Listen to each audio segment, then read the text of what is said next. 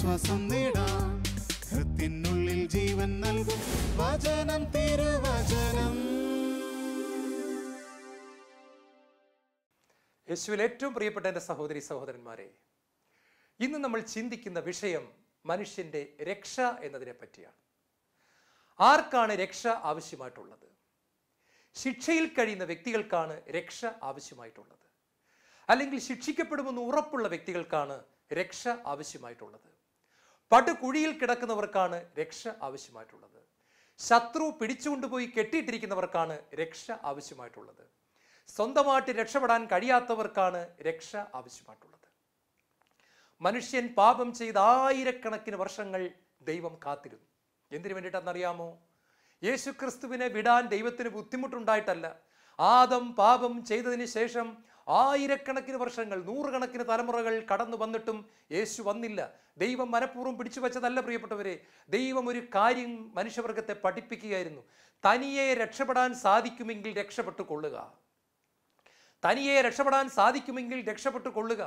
ഭാരതത്തിലെ പാവപ്പെട്ട മഹർഷിമാർ, ദൈവത്തെ തേടിയ മഹർഷിമാർ തനിയെ രക്ഷപ്പെടാൻ സാധിക്കത്തില്ല എന്ന് മനസ്സിലായതുകൊണ്ട്, പാപത്തിൽ നിന്ന് തനിയെ മോചനം കിട്ടുന്നില്ല എന്ന് മനസ്സിലായതുകൊണ്ട് കാടുകളിൽ പോയി വെള്ളം കുടിച്ച് പച്ചലയും തിന്ന് അവർ മുകളിലേക്ക് നോക്കി നിലവിളിച്ചു, അസതോമാ സദ്ഗമയ, അസത്യത്തിൽ നിന്ന് സത്യത്തിലേക്ക് ഞങ്ങളെ നയിക്കണമേ. തമസോമ ജ്യോതിർഗമയ, ഇരുട്ടാണേ, ഭൂമി മുഴുവൻ ഇരുട്ടാണേ, ഇരുട്ടിൽ നിന്ന് പ്രകാശത്തിലേക്ക് ഞങ്ങളെ നയിക്കണമേ. മൃത്യോമ അമൃതം ഗമയ, എന്തെല്ലാം ചെയ്തിട്ടും പാപം മൂലമുണ്ടാകുന്ന മരണത്തിൽ നിന്ന് ഞങ്ങൾക്ക് രക്ഷപ്പെടാൻ സാധിക്കുന്നില്ല, ഞങ്ങളെ രക്ഷിക്കണമേ.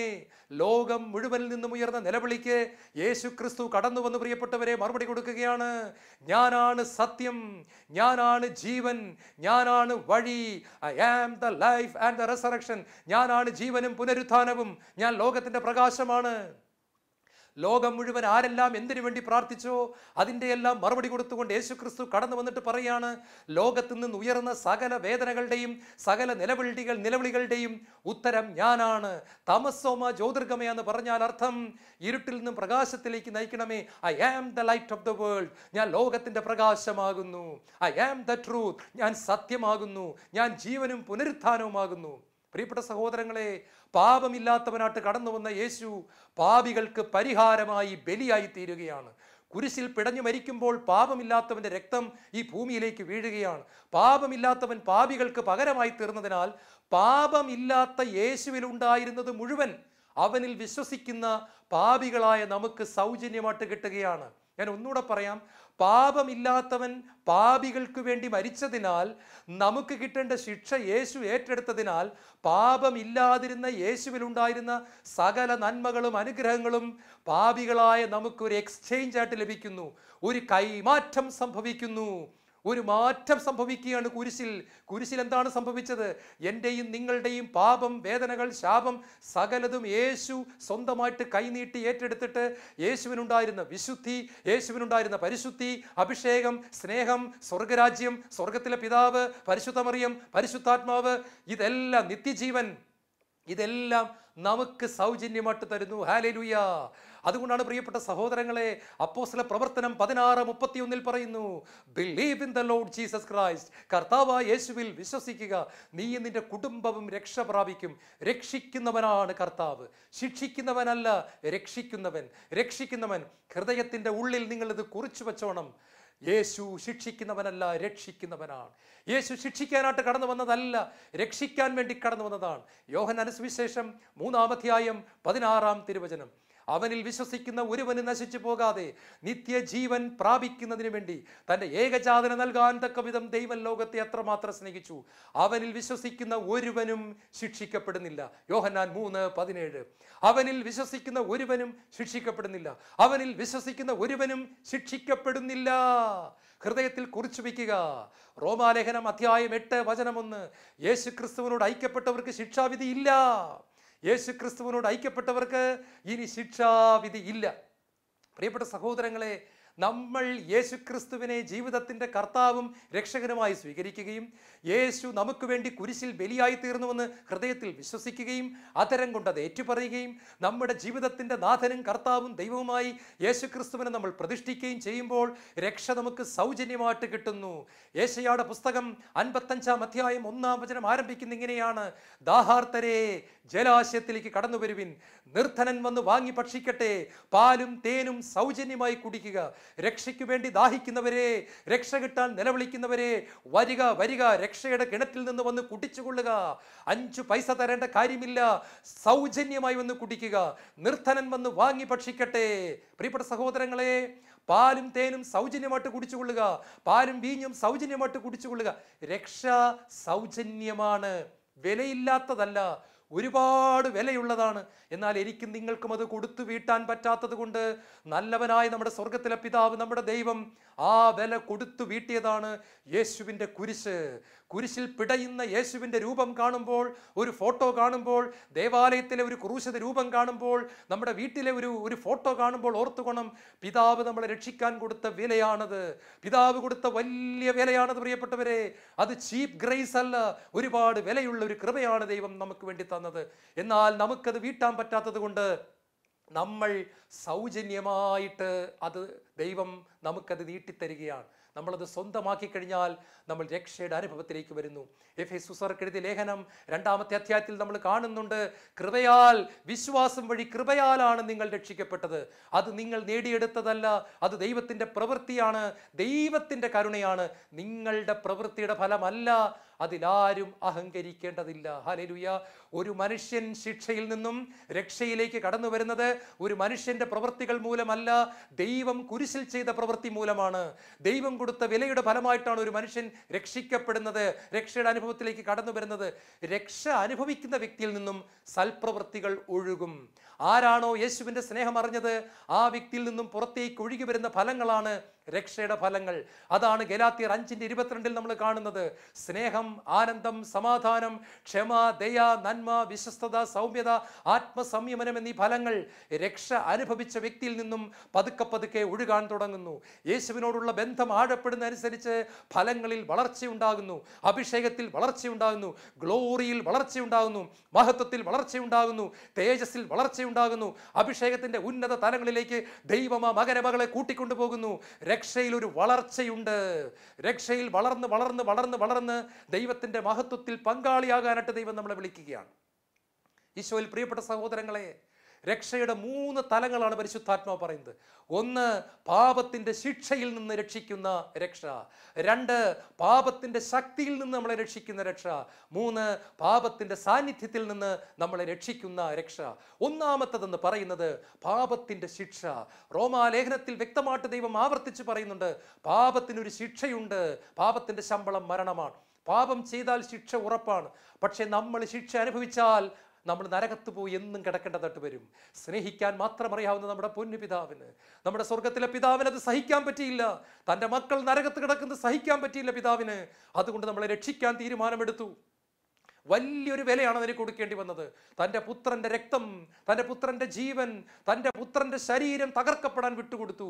കുരിശിൽ ബലിയായി തീരേണ്ടി വന്നു. ദൈവം ആ വില കൊടുത്തു, നമ്മളെ രക്ഷിച്ചു. പ്രിയപ്പെട്ടവരെ, അതിനാൽ യേശു ക്രിസ്തുവിൽ വിശ്വസിക്കുന്നവർക്ക് ശിക്ഷാവിധിയില്ല.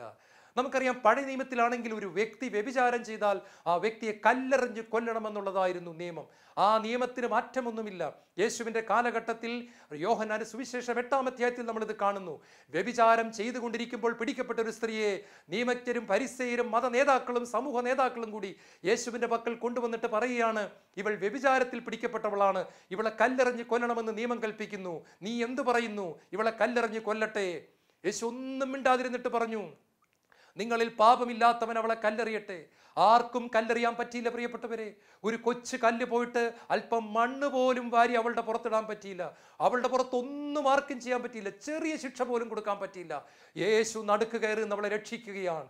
രക്ഷിക്കാൻ വന്നവൻ താൻ രക്ഷകനാണെന്ന് തെളിയിക്കുന്ന യോഹന്നാന്റെ സുവിശേഷത്തിലെ കണ്ണ് നനയിക്കുന്ന സംഭവം, ലോകത്തിലെ മുഴുവൻ മനുഷ്യരോടും എന്താണ് യേശു ചെയ്യാൻ പോകുന്നെന്ന് കാണിച്ചു തരുന്ന മനോഹരമായ സംഭവമാണ് വ്യഭിചാരത്തിൽ പിടിക്കപ്പെട്ട സ്ത്രീയെ കല്ലെറിഞ്ഞ് കൊല്ലാൻ ചെയ്യാൻ അനുവദിക്കാതെ അവളുടെ മുൻപിലേക്ക് കയറി നിന്ന് എന്നെ കല്ലെറിഞ്ഞ് കൊല്ലുക എന്ന് പറഞ്ഞുകൊണ്ട് കൈനീട്ടി നിൽക്കുന്ന യേശുവിനെയാണ് നമ്മൾ കാണുന്നത്.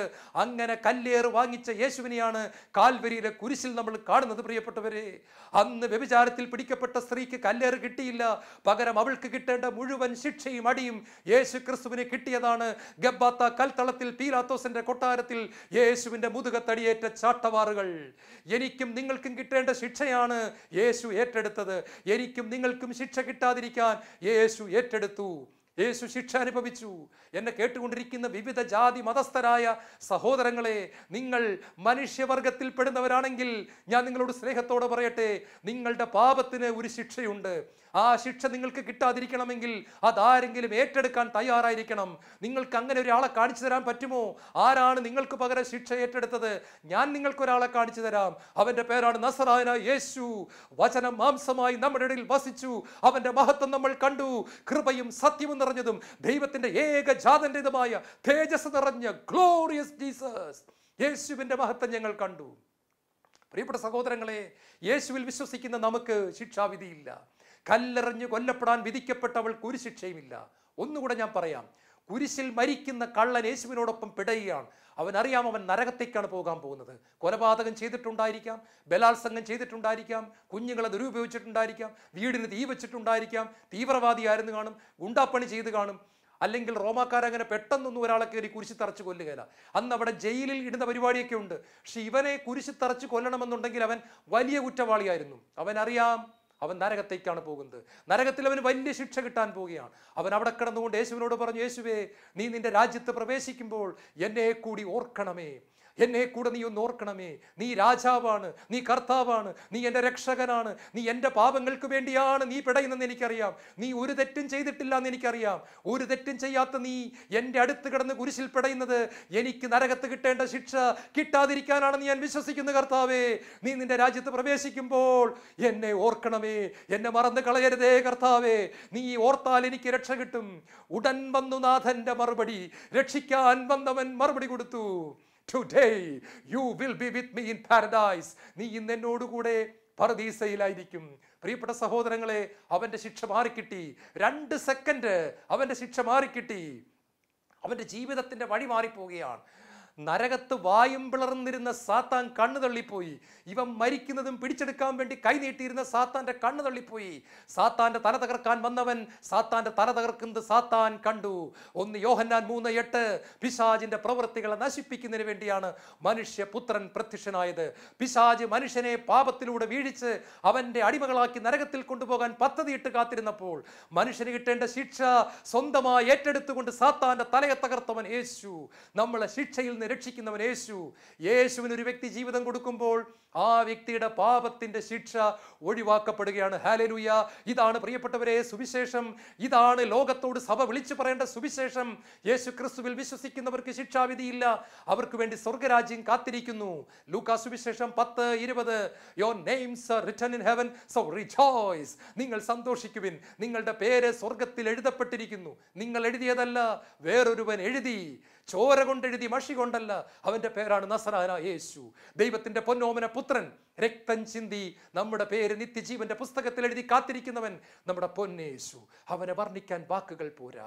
അവനെ പാട്ടുകൊണ്ട് പാടി പുകഴ്ത്താൻ ഗാനങ്ങൾ പോരാ. അവനെ വർണ്ണിക്കാൻ വാക്കുകൾക്ക് പരിമിതിയുണ്ട് പ്രിയപ്പെട്ടവരെ. അതുകൊണ്ടാണ് പലപ്പോഴും ദൈവം നമുക്ക് ഭാഷാവരം തരുന്നത്. വർണ്ണിക്കാൻ വാക്കുകളില്ലാതെ വിഷമിക്കുന്ന വ്യക്തിക്ക് ദൈവത്തെ മഹത്വപ്പെടുത്താൻ വാക്ക് കിട്ടാതെ തപ്പിത്തടയുമ്പോൾ ഭാഷാവരം തന്നുകൊണ്ട് ദൈവത്തെ മഹത്വപ്പെടുത്താൻ ദൈവം കൃപ തരുന്നു. യേശുവിന് പകരം വയ്ക്കാൻ ആളില്ല. യേശുവിനെ പോലെ മറ്റൊരാളില്ല. നമ്മുടെ പാപത്തിന് പരിഹാര ബലിയായവൻ യേശു മാത്രമാണ്.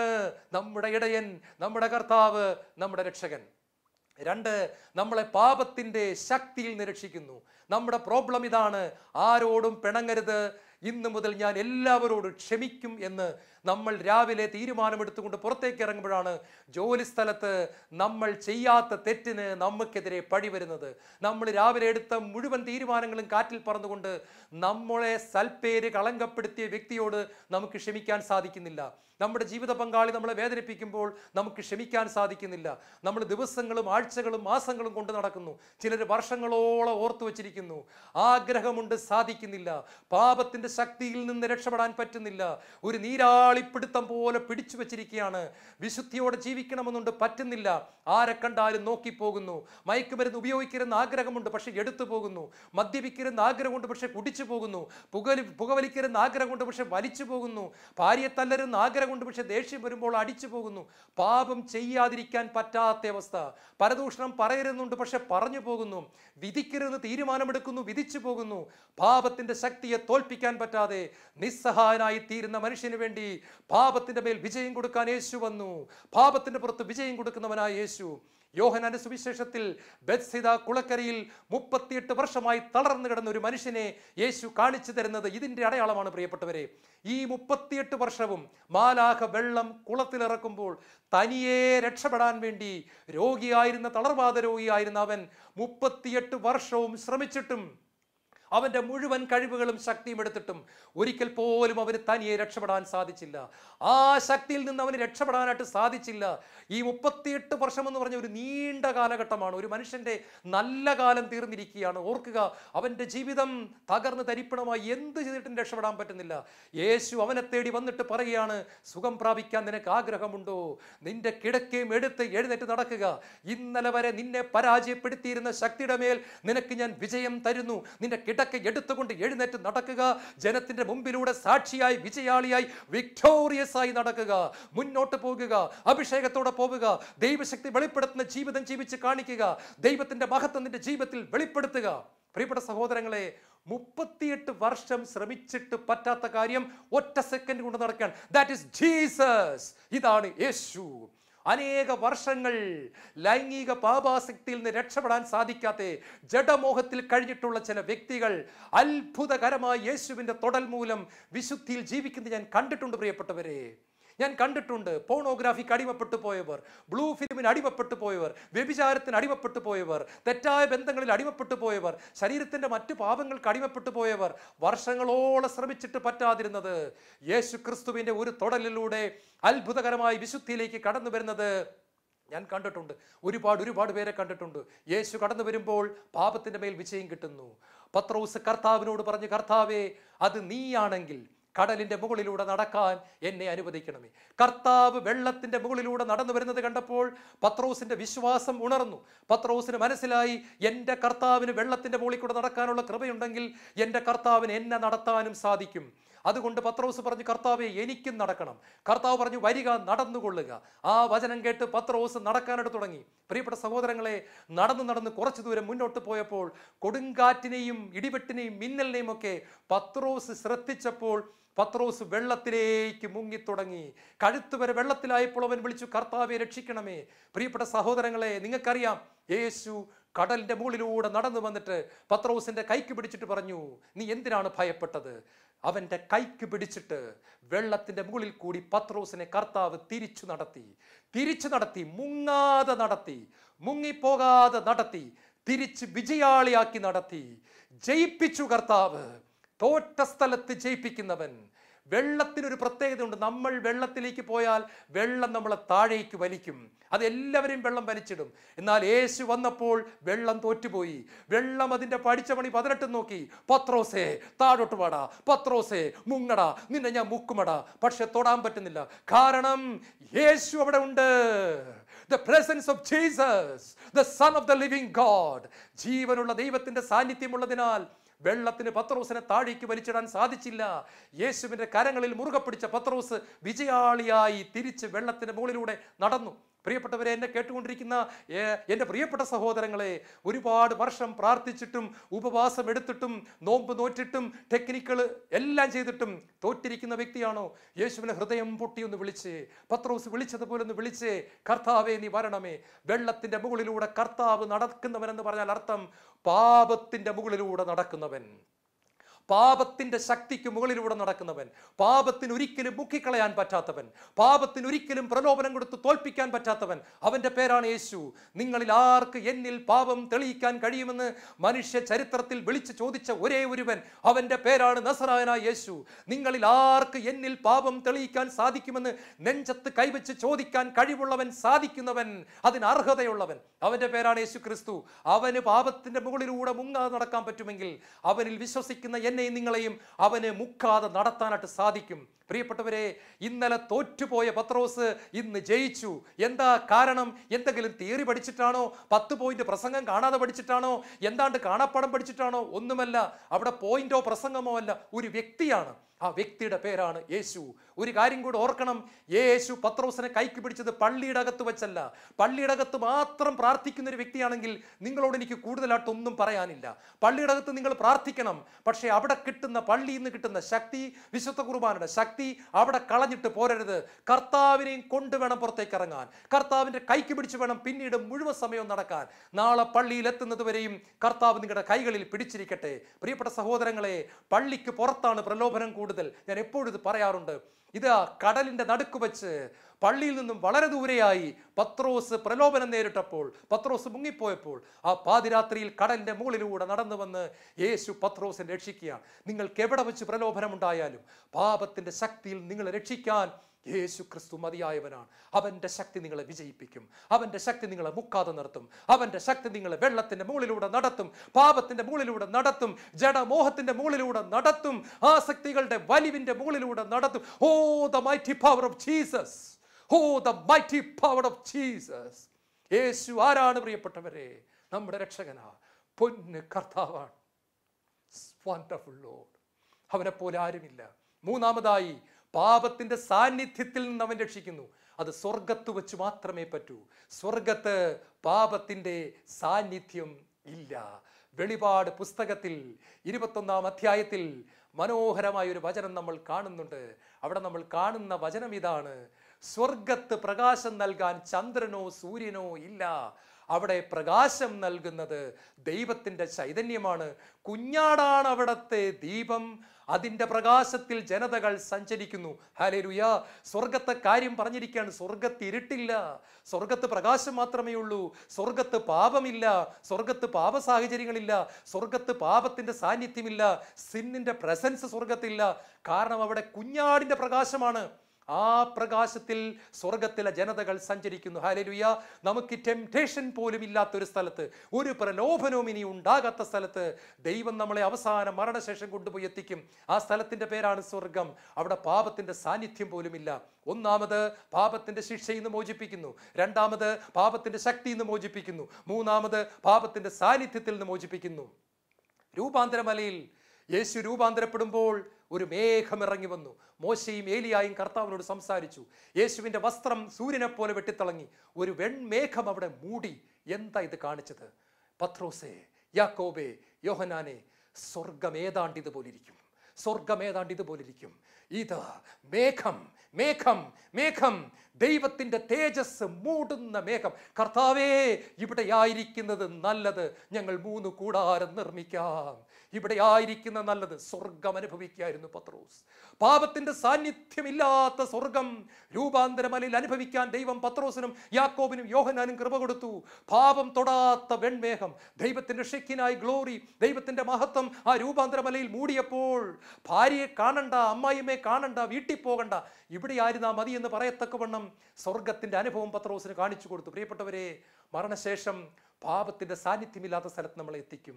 യേശുവിന് ജീവിതം തുറന്നു കൊടുക്കാൻ ഇനി നിങ്ങൾ താമസിക്കുന്നതിന്, നിങ്ങൾ ഏത് ജാതിയിലോ മതത്തിലോ വർഗത്തോ രാജ്യത്തിലോ പെട്ട വ്യക്തി ആയിക്കോട്ടെ, നിങ്ങൾക്ക് വേണ്ടി മരിച്ച, നിങ്ങളെ സ്നേഹിക്കുന്ന രക്ഷകൻ ജീവിച്ചിരിക്കുന്നു. അവൻ നിങ്ങളുടെ ഹൃദയത്തിന്റെ കവാടത്തിങ്കൽ മുട്ടി വിളിക്കുന്നു. വെളിപാട് പുസ്തകം 3, 18, 19, 20 വായിക്കുമ്പോൾ, ഇതാ നിന്റെ ഹൃദയത്തിന്റെ കവാടത്തിങ്കൽ ഞാൻ മുട്ടുന്നു.